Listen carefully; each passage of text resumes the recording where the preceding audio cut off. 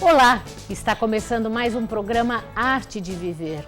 Hoje recebendo a psicóloga doutora Leila Cury Tardivo, que vem nos falar sobre a violência no mundo de hoje, Que prazer ter você aqui novamente. Obrigada. Que tá uma coisa muito difícil, não, Leila? Tá. Em todos os níveis, né? Em todos os níveis. O que você acha que tem acarretado tanta violência, né? É estudante indo para dentro da escola e matando, enfim, tanta coisa ruim acontecendo. Bom, é uma situação muito complexa, né? É difícil encontrar uma causa única. Primeiro, é importante compreender que não é uma situação atual, né? Isso só acontece hoje. Então, assim, relações de poder premiadas por violência são históricas. Se matava crianças, né, em Esparta, por exemplo, se a gente quiser, né?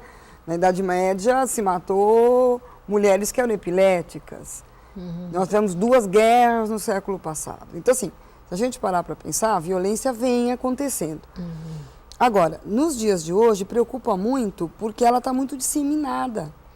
E, ao mesmo tempo, tem um lado positivo, que é a preocupação maior que se tem com isso. Sim. E com os efeitos que essa forma de relacionamento acarreta no desenvolvimento e na vida das pessoas. Que eu acho que isso é uma coisa importante, né? Estar alerta para isso, estar consciente disso, é o que se poderia dizer que há de positivo nessa temática, né? Então, quais são os efeitos que esta violência realmente acarreta para a pessoa que sofre a violência? Né? Então, a violência faz sofrer quem pratica e quem é vítima, né? Todo mundo, e também não é um fenômeno isolado. Está num contexto social, histórico, cultural. Hoje, a gente vive muito isso. As pessoas se xingam, gritam.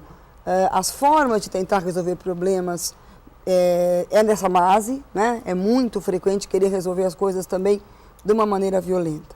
Agora, a gente se preocupa especificamente com crianças e adolescentes que estão em processo de formação.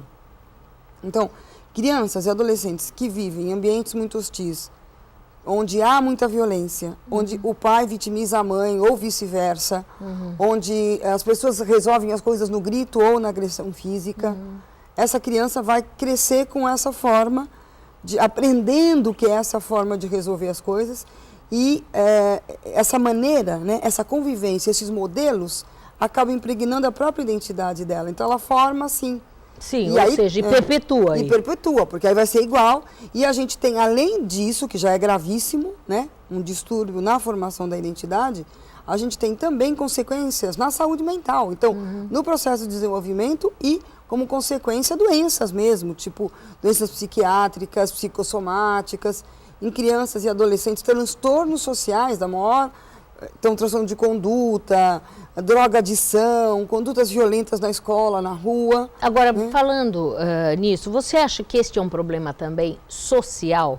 Que as camadas mais, vamos dizer assim, de menor poder aquisitivo tem mais esse tipo de problemática? Não tenho muita certeza disso. Isso é uma coisa que é muito discutida nos meios acadêmicos, nas pesquisas. Por exemplo, a violência doméstica não é exclusiva da pobreza. Não. Porque se a gente olhar no mundo, aqui no Brasil tem muito pouca pesquisa. Mas, por exemplo, acontece na Finlândia, na Suécia, no Reino Unido, que são países que estão bem financeiramente. Né? Mas, por exemplo, outro dia eu soube da história de uma moça que veio do interior do Nordeste, né? E que estava me contando, não é paciente nem nada, então não tem problema nenhum falar, que ela sofreu uma violência sexual aos 11 anos e que o primeiro filho foi aos 12 anos, né? Então, eu fico pensando em que medida uma pessoa que não tem, às vezes, acesso à informação, porque lá no interior do Nordeste, né, em que medida isto contribui para a violência? Muito, muito, é verdade. Então, assim, é um fenômeno que tem repercussões e causas sociais intensas, né? Então, é evidente que sim, tem um filme sendo veiculado, já tem alguns anos, mas é muito interessante, do Ministério da Educação, que discute a invenção da infância e faz um questionamento se a infância não está acabando. Então, eles fazem um paralelo com crianças que trabalham no interior da Bahia, no interior de Pernambuco, e com crianças que aqui no Sudeste, em São Paulo, levam uma vida de adulto também, com aquela agenda cheia, né? Então, as crianças lá trabalhando, trabalhando com facas e em plantação ou em pedreiras mesmo, e as crianças aqui que também não têm direito à infância, né? Então, quando mostra o Nordeste, mostra o grau altíssimo de mortalidade infantil, que ainda tem. Tem uma mulher que fala, eu tive 28, tenho só 6. Outra teve 15, estou com 6. Outra tô, quer dizer, então, coisas que aqui no Sudeste, no Sul, a gente não tem mais isso, graças a Deus, e ao avanço da medicina. Agora lá, um índice altíssimo de mortalidade infantil. Pessoas sem condição de criar filhos, sem nenhuma noção, sem nem acesso à educação, à cultura, com escolas de péssima qualidade, acesso à saúde muito deficitário. Então, tudo isso sim repercute. Agora, em casos em que vamos dizer assim, a informação chega e que existe violência mesmo assim, você acha que isso vem porque assim, uma das coisas que eu penso, hoje a gente delega muito o papel de educar para as escolas, não é? Então, em que medida a ausência tão grande dos pais ou esse delegar não pode estar gerando adolescentes, crianças mais violentos? Sem dúvida, sem dúvida. Existe aí, de um lado, uma pressão social para mãe e pai trabalharem. Então, isso a gente tem, isso é um dado da realidade. Agora, não são todos os pais que trabalham que delegam à escola a educação do filho. Não. Né? Assim, educa e toma, você educa ou leva para o psicólogo e você cuida.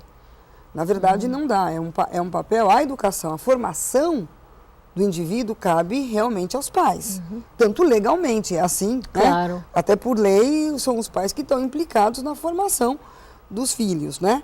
Agora, a escola é uma parceira que tem todo um papel de informar e de formar junto da família. Não pode substituir a família, mas pode se aliar, pode ser parceira. Eu vi uma história uma vez, eu achei assim curioso, de um pai que reclamou que a criança pequena tinha voltado com as unhas grandes para casa. E aí eu fiquei me perguntando, mas escuta, esse pai acha então que os professores têm que cortar as unhas da criança? Mas ele cresceu num dia, né? Não é? Então uma coisa assim que realmente as pessoas talvez estejam confundindo, não é? Bom, mas nós vamos falar mais, que tem tanta coisa para falar no nosso próximo bloco.